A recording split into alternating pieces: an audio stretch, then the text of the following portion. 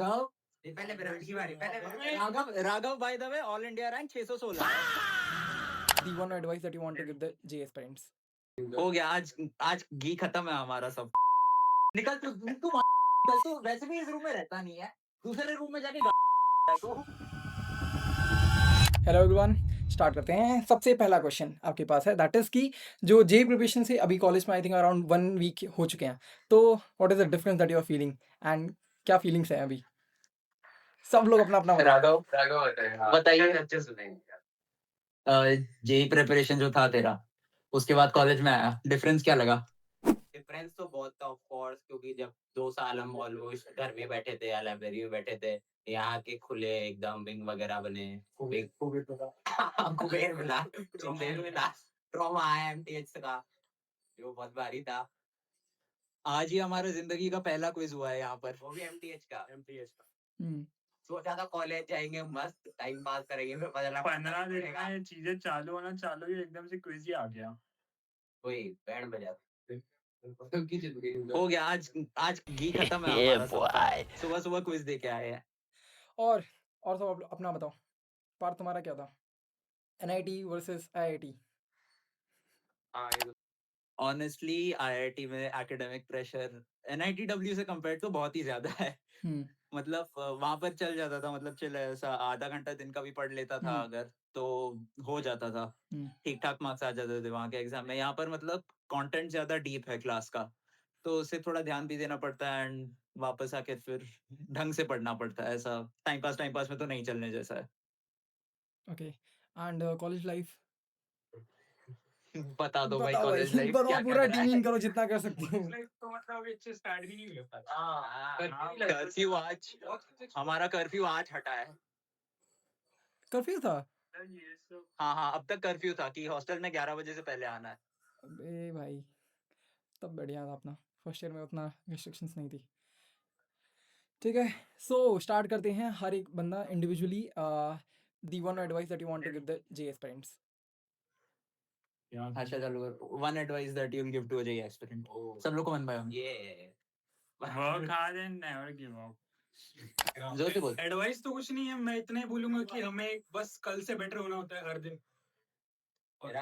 राघव पहले विराट की बारी पहले Raghav by the way all India rank 616 है। मैं सोच रहा हूँ। अबे हाँ, गोविंद को बुलाओ ना कोई। नहीं सो गया वो शायद, नहीं मूवी देख रहा था। बुलाओ 276 को लाते हैं हम। बिल्कुल। हाँ बता दे, तिवारी बता दे। यूट्यूब पे ज्यादा स्ट्रेटेजी वीडियोस नहीं देखती। बिल्कुल। नेक्स्ट मेरे साइड से भी यही है। 6 घंटे वाले मॉक टेस्ट दे देना बड़ा एडवांस में। AIR 287 वो भी विदाउट एसी। जलवा है हमारा। ANR 287 गोविंद पांडे 276। कुछ भी बड़ा पढ़ो। ऐसी एडवाइस से पढ़ो।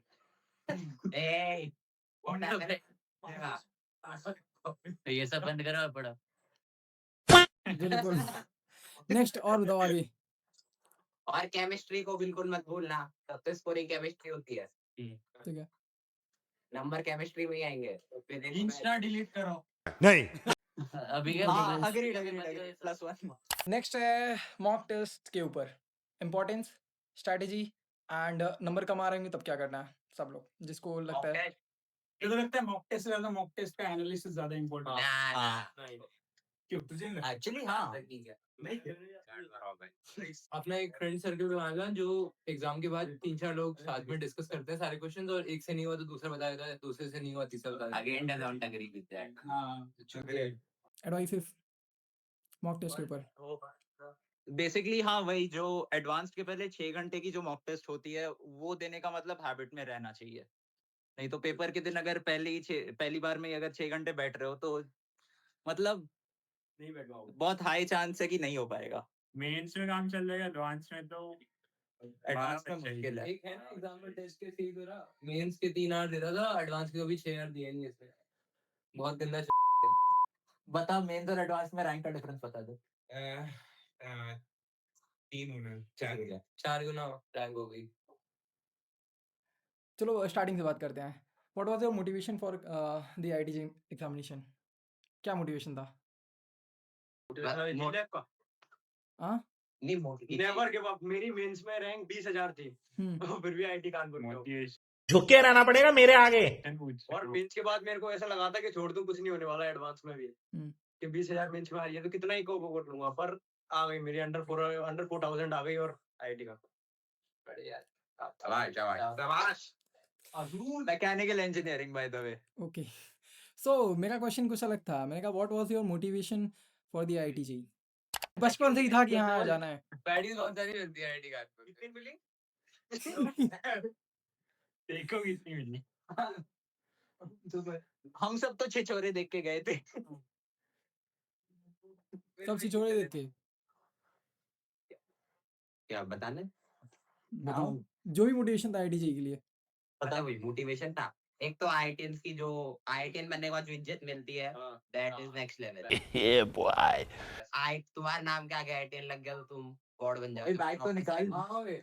है ना? फ्लेक्स करते हैं। एक मिनट ये पहली चीज। और IIT is the most tough exam और मुझे चैलेंज अच्छा लगता था लेना। मैंने एकदम राइट साइड आईआईटी निकाल दूंगा।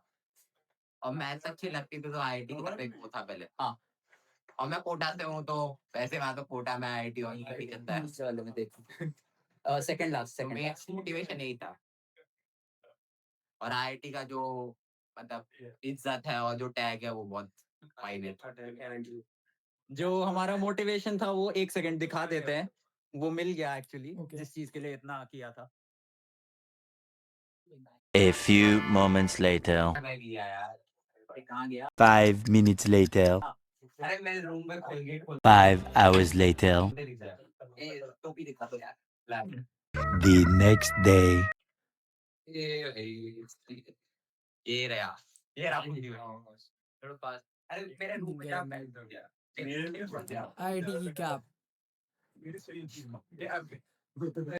नाउ गाइस डेफिनेटली तुमने जेईई प्रिपरेशन में ये रहा मोटिवेशन। ओमेग ये पे ये दिखाना। अरे कुछ बोल रहे हैं तुमने ना उल्टा दिखा रहा है ऊपर से। नहीं आ रहा सर।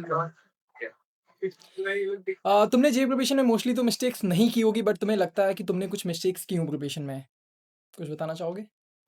मिस्टेक्स शॉर्ट नोट्स बना लेना भाई, मैंने कभी नहीं बनाए थे और बहुत में लास्ट मीन्स में दिक्कत हुई थी मुझे। शॉर्ट नोट्स केमिस्ट्री पे ध्यान नहीं देना। हाँ chemistry chemistry is the most organic से ज्यादा इनऑर्गेनिक पे ध्यान ना देना बहुत कॉस्ट करता है, बहुत ज्यादा। करते रहना उसे। और जो टीचर्स कह रहे हैं वो बात तुमको बिल्कुल आंख बंद करके माने। टीचर ने क्या दिया तो वो करना है। अपना दिमाग नहीं लगाना। बच्चों को लगता है बकवास कर रहा है आके टीचर, पर वो इतना देख चुका है आईआईटीएन कैसे बनाते हैं तो उसके टीचर की बात मेन मानती है। अब तुम अच्छी जगह जाओ ना, अच्छी जगह जाओ ना, अच्छी जगह जाओ। अब तुम अनाप्शन आप जगह से पढ़ोगे तो फिर वैसे मिलेंगे। तो मेन जाए अच्छी जगह से पढ़ो। नाउ कुछ जो मिस हैं जेईई प्रिपरेशन के रिगार्डिंग वो मैं पूछता हूँ, तुम बताना क्या क्या सही है या फिर गलत। ठीक है, सो फर्स्ट इज दैट जी तुम लोग टॉपर्स काइंड ऑफ टॉपर्स हो। ठीक है, तो एक बात बताइए कि आप वो कंसीडर करते हो या नहीं, वो बात अलग है। ठीक है, तो क्या कितने घंटे पढ़ते हो? कुछ आलतू फालतू जो सवाल हैं जो बच्चों के दिमाग में चलते रहते हैं उसके रिगार्डिंग बात करते हैं। ठीक है, तो कितने घंटे पढ़ते हो? कितने घंटे पढ़ते कितने थे? घंटे पढ़ते हैं? पढ़ते थे जेईई टाइम पे? जेईई टाइम पे पहले मैं मेरा बताऊं? बता दो। सब लोग बताओ अपना। मैं 11 से 12 मतलब अलग टाइम पीरियड होता है। जैसे अगर तुम 11th में हो तो तुम्हें 6 घंटे बेयर मिनिमम पढ़ना है। अगर 11th में हो 11th जब 12th में आओगे तो जब तक तुम्हारा अक्टूबर नवंबर तक कोर्स पूरा नहीं हो रहा तब तक तुम्हें रेगुलर 6 से 7 घंटे वो कांस्टेंट रखना है। पर कोर्स खत्म होते जब क्लासेस बंद हो जाती है तब तुम्हें वो 10 घंटे 11 घंटे खींचना है। मतलब 5-6 घंटा जो तू बता रहा है वो क्लासेस मिला के, क्लासेस हटा के, क्लासेस हटा के। हाँ सेल्फ स्टडी बता रहा हूँ। ये सेल्फ स्टडी टाइम बोला है। सही है। ओके 11th में नए नए आते तो 5 से 6 घंटे चल रहता है। 12th में 6 से 7 घंटे कंटेंट रखना है और कोर्स खत्म होते 11 से 12 घंटे खींचना उसका। ओके क्योंकि क्लासेस का वो जो 5-6 घंटे का पीरियड है वो हट जाता है। एंड और सबका सिमिलरली प्रीटी मच उतना ही। हाँ ओके, सो ये कुछ और ध्यान देते रहना चाहिए हॉबीज पे। मैंने क्रिकेट नहीं नहीं, वो गलती मत करना। पढ़ाई छोड़ के अगर कुछ भी अगर डिस्ट्रैक्शन है हटा दो।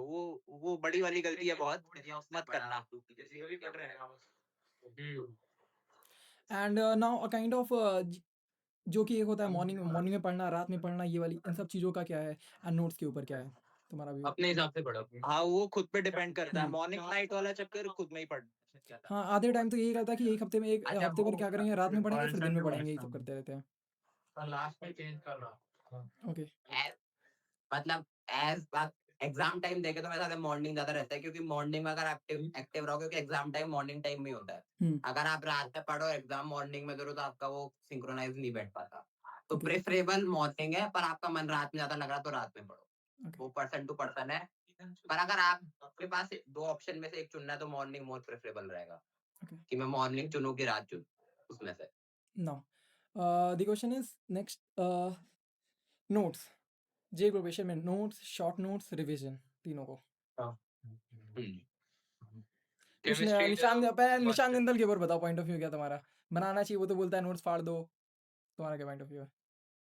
कंपटीशन कम करने के लिए बोल रहा है वो। कौन नोट पढ़ दो? वो निशान जिंदल वो पागल है। यहाँ पर कौन निशान जिंदल को पागल समझता है? हाथ उठा लो। 11 देखा ही। पता भी समझता था कि ठीक ठाक तो नोट्स नोट्स बनाना है? रिवीजन नहीं, जेई में रिवीजन मोस्ट इम्पोर्टेंट है। कुछ करो मत करो, तुम भले 10 सवाल कम लगा लो, पर रिवीजन ज्यादा इम्पोर्टेंट है। जेई में बच्चा क्या करता है, सवाल ज्यादा लगाओ, 100 सवाल लगाओ, 200 सवाल लगाओ, दिन के मत लगाओ। दिन के तुम 40 से 50 सवाल लगा रहे हो, ठीक है, पर तुम्हारे नोट्स तुम्हें एकदम अच्छे से याद होने चाहिए। नोट्स की अगर नोट्स में से कोई चीज है तो तुम्हें वो याद होनी चाहिए। ऐसा नहीं कि नोट्स में कोई चीज लिखो और तुम वो भूल रहे हो या तुमसे वो सवाल बन नहीं रहा। तो रिवीजन मोस्ट इम्पोर्टेंट पार्ट रहता है। आखिर में लोगों का रिवीजन ही कटता है, क्योंकि रिवीजन करा नहीं होता, एकदम से एग्जाम में चीज आती है तो वो फ्लो नहीं आ पाता। Okay, to be very frank, मैं एज अ चेस पेरेंट की तरफ बात करता हूँ, मेरे कुछ डाउट्स हैं। चलो ठीक है, पहले रिवीजन करना कैसे चाहिए? कि नॉर्मली कुछ लोग होते हैं बैठ के बस पन्ने पलट रहे हैं, ओके रिवाइज कर ले, ये चीज़ें हैं। फिर कुछ लोग होते हैं नींद आ जो कि जाएगी बस ऐसे फॉर्मुलेज पन्ने लिखते हैं। पलटोगे तो। पन्ने पलटोगे तो नींद आ जाएगी, लिख लिख के करो प्रैक्टिस। ओके। मेन होता है कि अगर आप जैसे पहले नोट्स पढ़ लो, फिर आप कॉपी बंद करके उसके बारे में कितना लिख पा रहे हो वो इम्पोर्टेंट रहता है। कि आप दिमाग पे सोच के कि हाँ मैंने मोटा मोटा ये पढ़ा, उसके बाद ये आया, ऐसा कोई चीज आ जाए तो उसको कैसे सॉल्व करूंगा, ऐसे टाइप का क्वेश्चन आया तो कैसे सॉल्व करूंगा। बस अपना दिमाग चलाओ, नोट्स पढ़ते हो दिमाग चलाओ। नोट्स नहीं, नोट्स एक बार पढ़ लो, उसके बाद कॉपी में लिखना बहुत इंपॉर्टेंट है। पेन डाउन करना बहुत इंपॉर्टेंट है। बच्चे बस पढ़ते रह जाते हैं, उनको लगता है कि उनको याद हो रहा है, पर 10 मिनट बाद पूछोगे तो भूल जाते हैं। तो मेन इंपॉर्टेंट है पेन डाउन करने आपको चीजें। जितनी ज्यादा कॉपी भरेगी उतना ज्यादा आपका दिमाग में फिट होगा। ओके, अब सब्जेक्ट वाइज बात करते हैं। फर्स्ट स्टार्ट करते हैं मैथमेटिक्स के साथ। काइंड ऑफ मैथमेटिक्स एक डिफिकल्ट सब्जेक्ट माना जाता है जेई के पर्सपेक्टिव में, बिल्कुल। कि हाँ अब उसको बहुत टैकल ज्यादा। डाउन कैसे करना है? Maths is all about practice. Maths में वो रिवीजन, आप मैथ्स में हल्का रिवीजन कम कर लो, पर क्वेश्चन आपको पूरे लगा ले। मैथ्स में आज एमटीएच में क्या हुआ है बता दे। पढ़ के आए मैं है ना, क्योंकि बस वही गलती थी, क्वेश्चन कम लगाए थे। क्वेश्चन ज्यादा होते हैं क्योंकि टाइम बहुत कम था। मैथ्स में क्वेश्चन बहुत इंपॉर्टेंट है, क्योंकि आप एक बार 100-200 सवाल एक टॉपिक के लगा लेते हो तो आपको ऑटोमेटिक क्लिक करता है कि हाँ ये सवाल ऐसे बनेगा, ये सवाल ऐसे बनेगा। मैथ्स में मोस्ट इंपॉर्टेंट क्वेश्चन सॉल्विंग रहती है, मैथमेटिक्स के लिए। बेसिकली वो पैटर्न रिकग्निशन बिल्ड करना। बिल्कुल। मैथ्स में आपको एक तो वैरायटी ज्यादा लगा दी, ऐसा नहीं आप एक ही क्वेश्चन है कॉची सीक्वेंस उसी पे 100 सवाल लगा दिए, ऐसा नहीं होता था। मत बोल, जेई वाले डर जाएंगे। है ना, तब एग्जाम्पल है, ऐसे कोई भी एक्स टॉपिक ऐसे नहीं उसी पे 100 सवाल लगा दिए एक ही जैसे। आपको 5-5 सवाल के लगाना, अलग अलग वैरायटी के। वैरायटी आपको बहुत मिल जाएगी जेई में, बहुत मटेरियल है, पर वैरायटी ज्यादा रखनी है। ओके, नाउ बात कर पीवाईक्यू से कनेक्ट करना है अपन को। ये हाँ ये सवाल पूछा था तो वो सवाल के 5 सवाल वैसे लगाओ जो पहले पूछा था, क्योंकि वो टाइप बहुत इंपॉर्टेंट रहता है। Now talking about the physics. Physics में तो रिवीजन बहुत इंपॉर्टेंट है। फिजिक्स में और कॉन्सेप्ट छोड़ के और कुछ मैटर नहीं करता जेन्युइनली। अगर कॉन्सेप्ट एक बार समझ में आ गया फिजिक्स का और वो इंट्यूशन बिल्ड हो गया कि इस सवाल में अगर ऐसे कुछ चेंजेस आते हैं फिजिकली तो उससे क्या इफेक्ट पड़ेगा पूरे सिचुएशन पे, बस उतना ही बिल्ड करना है। उससे आगे फिजिक्स में और कुछ है नहीं। Physics is more about concept, पर अगर समझ में नहीं आ रहा, जो मेरे को आज तक नहीं आई, तो आपको ढेर सारे सवाल लगाने हैं, आपके जेई में डिसेंट नंबर आ जाएंगे। Okay, for JEE. Now talking about the chemistry, जिसमें सबसे पहले बात करेंगे ऑर्गेनिक केमिस्ट्री के ऊपर। ऑर्गेनिक केमिस्ट्री में एक चलता रहता है, कुछ भी चल रहा है, किधर भी रिएक्शन मैकेनिज्म हो रही है, कुछ समझ नहीं आता आधे टाइम तो उसको कैसे प्रोसीड करना है? रिएक्शन मैकेनिज्म समझ नहीं आ रहा, मतलब फिर वो रट रहा है। नहीं, अब जैसे मेरे टीचर तो उनने मुझे बहुत सारी शॉर्ट ट्रिक्स वगैरह मतलब बताई थी, तो मतलब उससे इजी हो गया था। पर ऑर्गेनिक में मेन केमिस्ट्री तो रिवीजन होता है, chemistry is more about revision. और क्या ध्यान से नहीं पढ़ा तो बता रही हूँ। ऑर्गेनिक में कॉन्सेप्ट क्या लगाएगा, क्योंकि ऑर्गेनिक में कुछ हर चीज स्टेबिलिटी उस पर डिपेंड करती है ना, हर चीज का। तो तू स्टेबिलिटी पता कैसे चलेगी? 10 तरीके होते हैं स्टेबिलिटी आने के।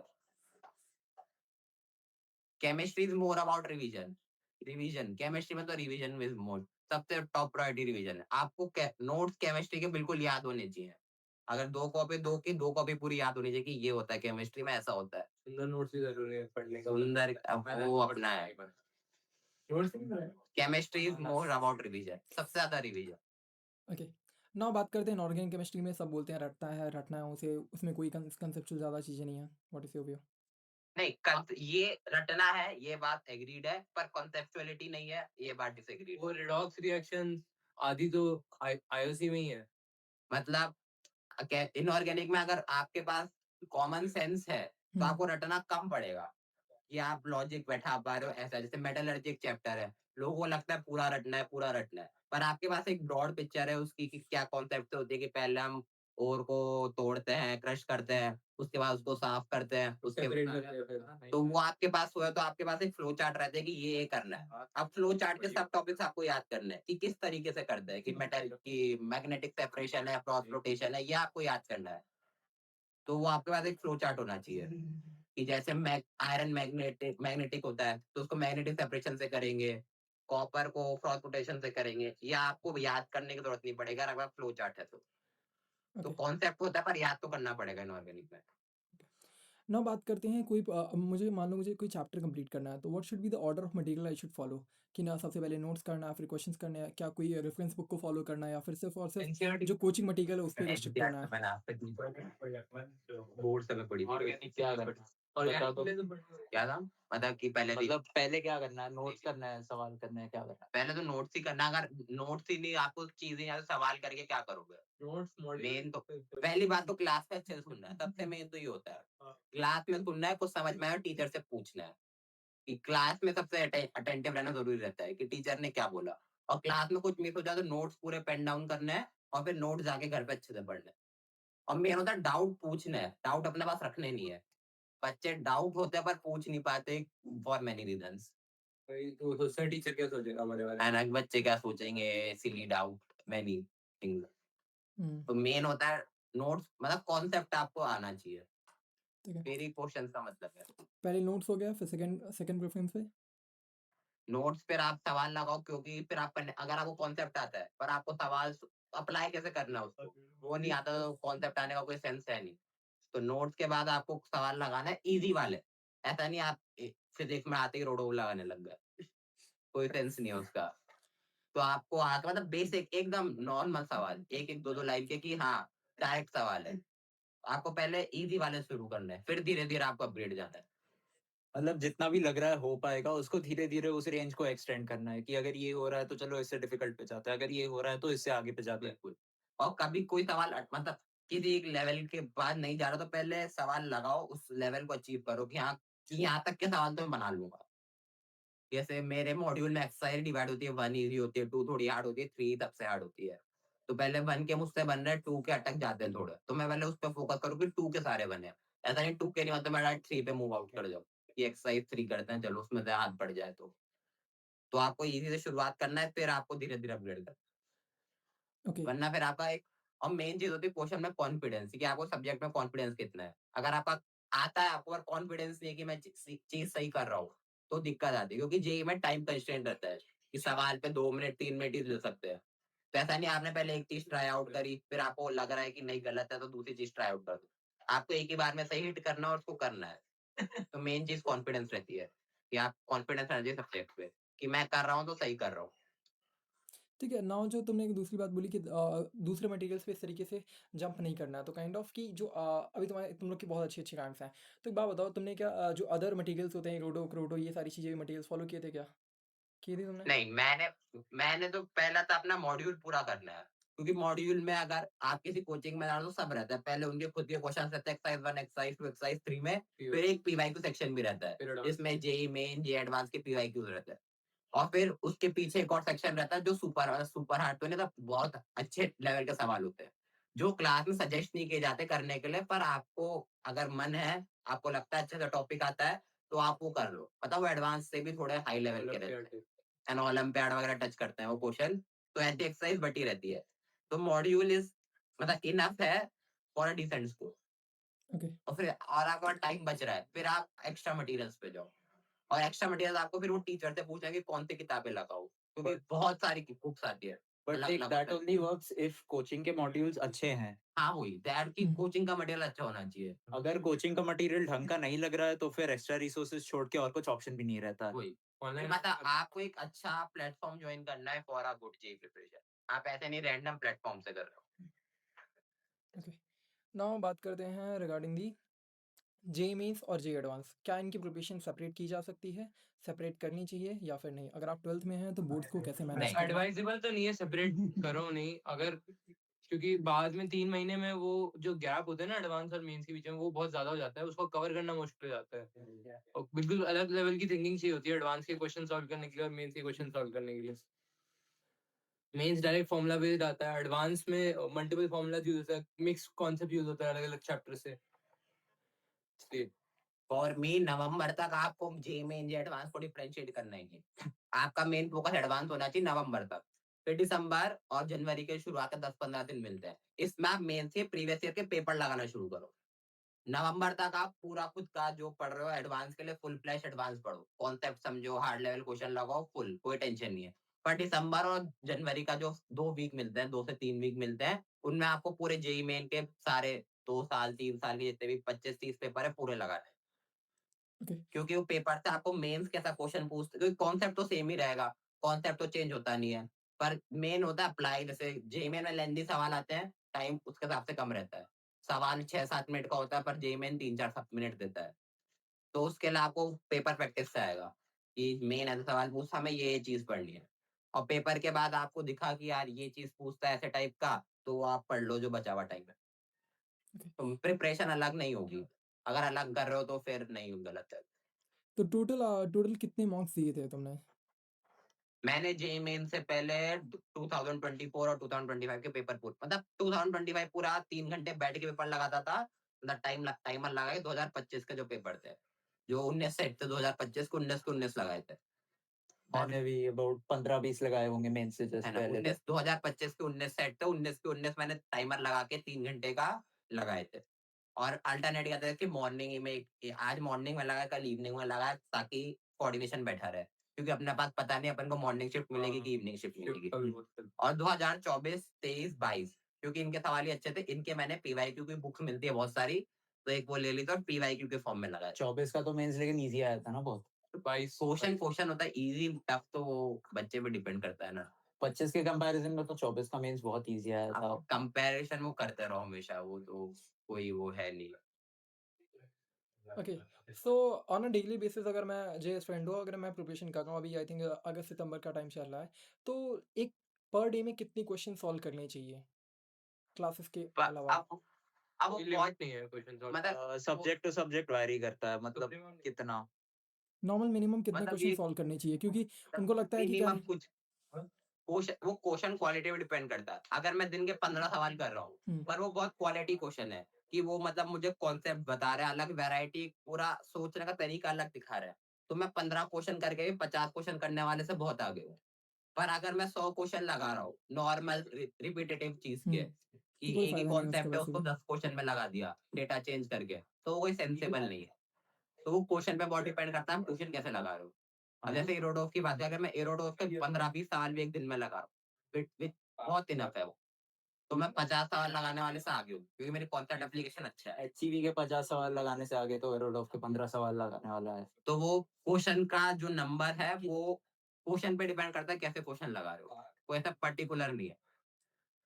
पर अगर मैं मॉड्यूल लेवल पे बात करूँ कि हम मॉड्यूल कर रहा हूँ, तो पर सब्जेक्ट उसके 20 सवाल तो लग रहे थे, वो टीचर खुद आपको होमवर्क में दे देगा 20-25 सवाल जब तक कोर्स चल रहा है, रेगुलर 20-25 सवाल मॉड्यूल 11 के, और 20-25 सवाल में 10-15 इजी भी आ जाएंगे, 5-10 मीडियम भी आ जाएंगे, 3-4 टफ भी आ जाएंगे। नाउ लास्ट क्वेश्चन पे बात करते हैं, दैट इज़ कि जब हम जे प्रिपरेशन कर रहे होते हैं ऑलरेडी वो बहुत ज़्यादा हेक्टिक जॉब की तरह हमारे लिए लगता है, ठीक है? जे preparation kind of hectic job लगता है हमें, एंड उस टाइम पे बहुत सारी डिस्ट्रैक्शन रहते हैं, whether you talk about the Instagram and multiple distraction रहते हैं, रिलेशनशिप होता है या फिर बहुत सारी चीज़ें, एन नंबर ऑफ चीज़ें हैं जो डिस्ट्रैक्ट करती हैं, तो उनसे बच के प्रिपरेशन को अलाइन कैसे करना है चाहिए? डिस्ट्रैक्शन से बचने का तो एक ही तरीका, आप सेल्फ मोटिवेटेड होने चाहिए। डिस्ट्रैक्शन से आपको कोई नहीं बचा सकता खुद के अलावा, मतलब आपको सेल्फ मोटिवेशन रहना है। लोग, टीचर आपको मोटिवेट करेंगे, बहुत सारे मोटिवेशन स्पीकर आते हैं, बहुत सारा मोटिवेशन देते हैं लोग, पर जब तक आपको अंदर से खुद से नहीं करना, कोई आपको कुछ नहीं कर सकता। प्रीटी मच वही है, you just have to recognise कि क्या चीज डिस्ट्रैक्ट कर रही है and you have to cut that off. मतलब वो अंदर से ही हो सकता है, और कोई बाहर से बोलेगा, थर्ड पर्सन आके कोई बोलेगा, उसका मतलब नहीं रहता है वही कुछ। 2 दिन वो तक आप रहता है फिर बाहर निकल जाएगा। Self motivation is the main point. मतलब वही आपने सवाल पूछा मोटिवेशन क्या था, तो वो आपके पास एक आंसर होना चाहिए कि हाँ मैं इसलिए कर रहा था। अभी आप बॉस से पूछोगे, लोगों ने बोला जेई करना था, कर लिया, तो वो मोटिवेटेड नहीं, तो उनको डिस्ट्रैक्शन आएंगे तो डिस्ट्रैक्ट हो जाएंगे। हुँ, पर अगर आप मोटिवेटेड है, मुझे जेई निकालना है, मुझे रैंक लानी है, तो फिर ये सब नहीं आता कि मेरे फोन का डिस्ट्रैक्शन है, हुँ, मुझे यहाँ जाना है, वहां जाना है, वो सब नहीं आता अगर आप सेल्फ मोटिवेटेड हो। या तो सेल्फ मोटिवेशन बहुत जरूरी है। एंड और बहुत मेहनत, हुँ, और कभी-कभार मोटी आ जाता है, मतलब सेल्फ मोटिवेटेड इंसान भी डिस्ट्रैक्ट हो जाता है, तो आपको मदद माँगनी है, मतलब किसी के पास जाके बात करनी है कि मेरे साथ ये हो रहा है। बहुत सारों के साथ दिक्कत होती है, पर वो बात नहीं करते कि हाँ, मैं टीचर से कनेक्शन बना के किसी रखना। से भी जिस पे आपको भरोसा हो कि हाँ, वो इंटेलेक्चुअल बंदा है, उसको पता है कि कैसे क्या करना है, उसे नर्चर किए हैं बच्चे। हुँ, मतलब anyone that you know can support you and properly guide you, उससे मतलब बात करनी है जाके, जब ऐसा लग रहा है कि नहीं डिस्ट्रैक्ट हो रहा हूँ या बिल्कुल, मोटिवेशन लूज हो रहा है या कुछ। मतलब नहीं हो रही, तो बात करनी है। अंदर दबा के रखोगे तो उससे कोई मतलब नहीं है। क्यों नहीं हो रही पढ़ाई? हाँ, क्यों वही नहीं हो मतलब रही? वही। तो मतलब आपको जाना है, मदद माँगनी है। एंड जब बहुत बार तुमने अगर स्टार्ट किया होगा मॉक टेस्ट देना, may be starting of the probation में क्लास 11 में, वो बहुत ही डिफिकल्ट पार्ट था क्योंकि क्लास 9 10 में अगर तुमने प्रोबेशन शायद अगर किसी ने लेट स्टार्ट किया, लेट्स से उसने क्लास 11 में स्टार्ट किया प्रोबेशन अपनी, एंड वो स्टार्टिंग जब करता है तो उसको देखता है बहुत ज़्यादा मुश्किल है उसके लिए प्रोबेशन करना, तो वो फेज से बाहर कैसे निकलना है? जब भी आपके लेट्स से मॉक टेस्ट में नंबर नहीं आ रहे हैं, क्वेश्चंस नहीं बन रहे हैं, तो इसको कैसे डील कर सकते हैं? मतलब ये आपको एक तो अंदर से पता होना चाहिए, इनिशियली आपने अभी स्टार्ट किया तो मुश्किल होगा, टफ रहेगा। आपको मतलब डीमोटिवेट नहीं होना, बस आपको करते रहना है। नंबर नहीं आ रहे फिर भी करते रहो, सवाल नहीं बन रहे, समझ नहीं आ रहा, बस काम करते रहना है, मेन ही है। हाँ, बस उसके थ्रू बस पुश कर सकता है, और कुछ ऑप्शन भी नहीं रहता। वही। बिकॉज़ अगर मॉक टेस्ट में सपोज़ मार्क्स नहीं आ रहे हैं या मॉक टेस्ट में बैठना ही नहीं जम रहा है, तो उसके लिए और कुछ there is no magic pill for it और मैजिक फिक्स फॉर इट। कोई और आके आपको बोलेगा कि ये करो, कुछ बंगाली बाबा का चूरन खिला देगा, उससे कुछ नहीं होने वाला। वो खुद ही करना है, और वो खुद ही वो टॉलरेंस बिल्ड अप करना पड़ता है धीरे-धीरे करके। मतलब जेईई प्रिपरेशन में सब आपको मेन खुद ही करना है। कोचिंग, मटेरियल ये सब आपके कैटलिस्ट है, पर मेन चीज़ आपको खुद, मतलब खुद से अंदर से स्ट्रॉन्ग होना चाहिए। अगर आप कमज़ोर हो, प्रेशर में टूट जा रहे हो तो वो दिक्कत है। आपको डेवलप करना है, आपको बस काम करते रहना है। रुकना नहीं है कि नहीं हो रहा, छोड़ दिया। नहीं हो रहा, ट्राई करते रहो, ट्राई करते रहना है। मेन मोटिव ये है। Okay, thank you very much guys, बहुत अच्छा लगा बात करके।